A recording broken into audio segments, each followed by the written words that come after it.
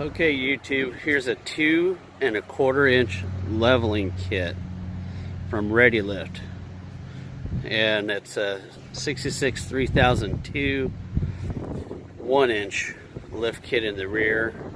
It's a 2¼ inch block, but you take the 1¼ inch block out, it becomes a 1-inch lift when you put in the 2¼ inch block. And then it has the ReadyLift upper control arms. You can see right there, nice and round. They say this is a 1-ton ball joint that they put in there. That way it's better than a 1/2 ton. It's supposed to have a spring-loaded ball joint. I don't know how that works really, but that's what they say. And you'll see under there, there's that there is their spacer.